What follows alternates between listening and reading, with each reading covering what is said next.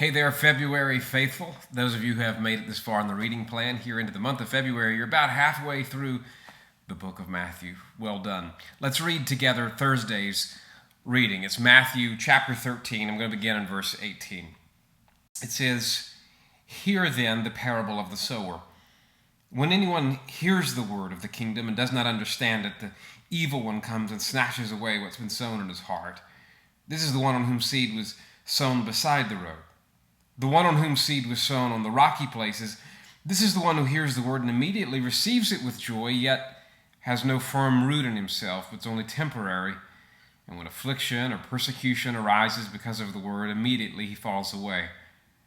And the one on whom seed was sown among the thorns, this is the man who hears the word, and the worry of the world and the deceitfulness of wealth choke the word, and it becomes unfruitful. And the one on whom seed was sown on the good soil, well, this is the one who hears the word and understands it, who indeed bears fruit and brings forth some 100-fold, some 60, and some 30. Jesus presented another parable to them, saying, The kingdom of heaven may be compared to a man who sowed good seed in his field. But while his men were sleeping, his enemy came and sowed tares among the wheat and went away. But when the wheat sprouted and bore grain, then the tares became evident also. And the servants of the landowner came and said to him, Sir, did you not sow good seed in your field? How then does it have tares? And he said to them, An enemy has done this.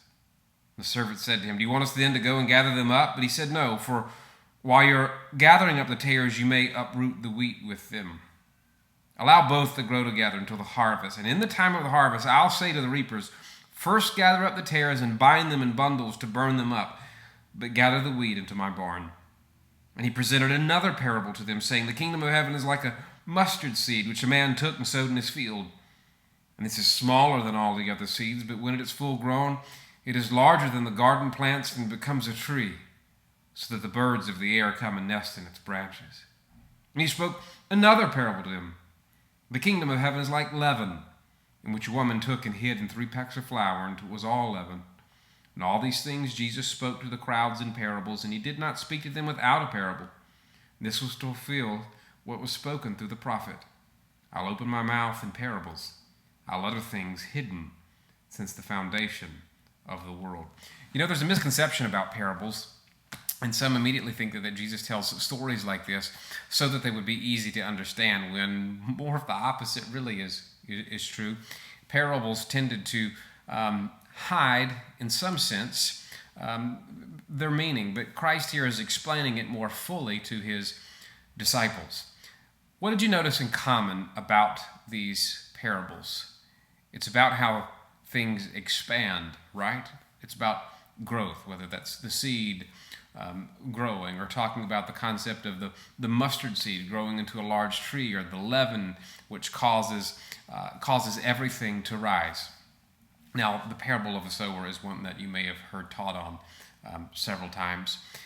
And for whatever reason, people get caught up in this concept of, well, does this person who's this sort of seed, does it mean that they're really saved? Or maybe this is the one that's really saved. Well, the parable is not about who's receiving salvation. It's not about this person's going to heaven and this person's not, based on how we're looking at what sort of fruit they produce in their life. It has nothing to do with that. It's much more general than that, actually. It's a parable to talk about the nature of the word and how we receive it. Is it something that we allow to take root in our lives, regardless of the stage of life that we're in? Maybe if we are an unbeliever and we're hearing the word for the first time, it does have to do with the concept of whether or not we'll believe that for eternal life. But what about you right now, who I'm assuming are already a believer? How does the word affect you?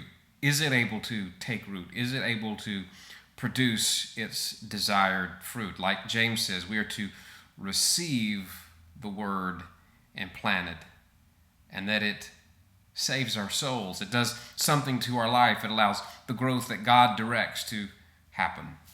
How do we continue to allow that growth to happen? Well, we can learn that from the parable. We allow the word to flourish. And this is the means by which God will cause his people to flourish. It's the means by which he will cause his kingdom to grow. So keep reading. We'll see you next week.